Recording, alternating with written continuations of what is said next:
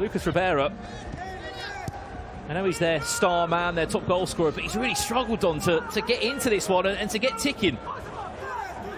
Well, I think that's where you'd credit Ulsan, because they're narrow and they're compact.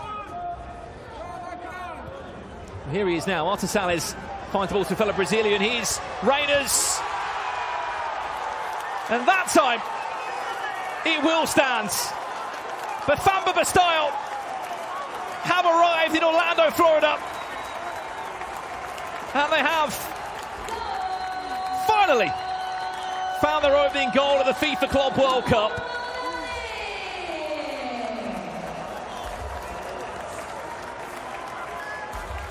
Well, that is a finish. That is a striker's finish, because he only took, I think, 2 touches to finish it off. All about the ball that was played through towards him. He's a mile onside. Now it's 1 touch to set yourself. 2nd touch, maybe a toe poke, or maybe with the outside the right foot. Brilliant number 9's goal. Ronwen Williams. Just about finding the feet of Divine Lunga. This is better from Sundowns. What a turn that is. Here comes Lucas Ribeiro. Oh. Lucas Ribeiro running through a goal. What a moment for Sundowns. Oh, wow. The stylish boys are in town. Masawanda.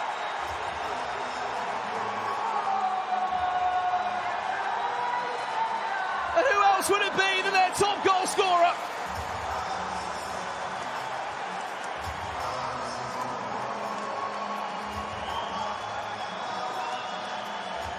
What an amazing goal. What an amazing goal from the Brazilian. That'll be the goal of the tournament. Or it certainly will be in the conversation. Amazing skill, the way he just sliced right open. Matthews started the move with a killer pass into him, and then he goes right the way of about 3 sliding defenders. Now have you got the bottle? Have you got the composure? Absolutely. To stick that away from Gregor Kobel. What a goal. Quite an interesting story. Tashreeq Matthews, he actually got a trial with Borussia Dortmund. This is the number 17 we're speaking about here of Mamelodi Sundowns. Speak more about it in a second. Is Garassi looks to find Julian Brandt. There's options at the back post, including Bellingham's there, but it is their top goal scorer. Serhou Garassi finally on the score sheet over in the United States. 35 for the season. And he's had to wait quite a long time to get his first in the FIFA Club World Cup. Great header. But they've made 2 vital mistakes. The Sundowns, the goalkeeper, midfield player, giving the ball away for both goals. Garassi just lays it off to Julian Brandt, and then a stand-up cross to the far post. There's only going to be one winner there. Garassi gets the flight of this cross from Julian Brandt very, very early on. He's up early. The bullet's header, and he knows he's going to score a good second or 2 before he connects. It was the dream start for Mamelodi Sundowns. Oh, and they've scored one of the goals of the tournament. That's where they're getting joy down the sides, Dortmund. Julian Brandt drives it across. It could fall back to Joe Bellingham on the volley.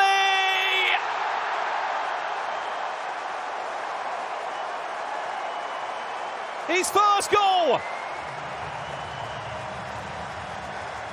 as a Borussia Dortmund player. The 19-year-old signed from Sunderland just days before this tournament. You couldn't ask for much more than that. His first start for the club. He was a substitution in the last match. Welcome to Borussia Dortmund, Joe Bellingham. Well, the takeaway tactically from the game is how well Dortmund have adjusted, and every time they go down their right-hand side, they're getting joy. It's a lovely chest volley finish. It does take a little nick on the way through, but it was going in anyway. But Julian Brandt, every time he makes that run in behind a very high back line. He scored 1 in the Brazilian league this season. He's got 4 assists. And so also looking at it, plenty in the wall for Ulsan. It's going to be Arias into the top corner. An absolute beauty from the Colombian international. And you can understand just why he is smiling. What a strike that is. It's interesting to see in the replay. I think it is the goalkeeper's corner, so to speak, but he hits it so well. Like we said before, with pace, with a bit of curl as well. And 1-0, very much. They deserve it. Oh, what a strike. It's an under-hit pass from Hercules. And here's a chance for Ulsan. Uriki just chipping it through. Vixen gets to the ball first, can't find a teammate. The danger isn't fully clear yet. And that's a good ball in, and Ulsan lead. Incredible. And it's Omu's got the goal. I mean, they've done so much defending in this first half, and once again, against the run of play, they're able to score. Yeah, once again, it's a cross coming in that Fluminense just cannot deal with. Great header from good ball in, but Fluminense will be so disappointed going into halftime, possibly 2-1 behind. Look at that. I think Freitas need to follow, attack the areas. Fuentes this time with the corner towards Everaldo, does attack it. Arias jumping well. Here's another chance. He's missed it. Surely it's going to be 3-2, and it is. They've turned it around, Fluminense, and it's Freitas, the centre-back, who hammers it home. Yeah, and I think it's a miss hit from the right side. Freitas is in a good position, similar position as Nonato was, and he just buries it. He's never scored for Fluminense. What a time to score your first goal for the Tricolor. Yeah, and we spoke about Fluminense winning the first duel with corners. Same thing here. Of course, it's Guga who tries to hit it for a goal. Goes Nonato. Some with a bit of urgency here. And they've also got a bit of space down this near side. And they look towards the run.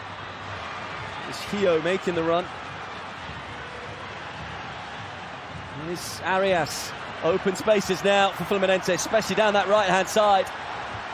Nonato saying he wants some more movement. Eventually Arias does make the move.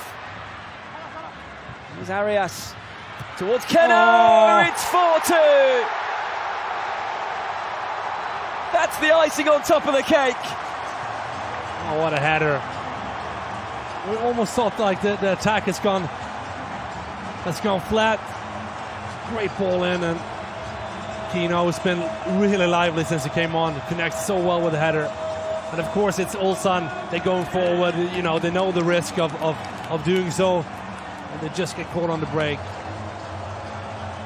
And the Brazilian samba party in the United States will continue. It was never in doubt. Never in doubt, no.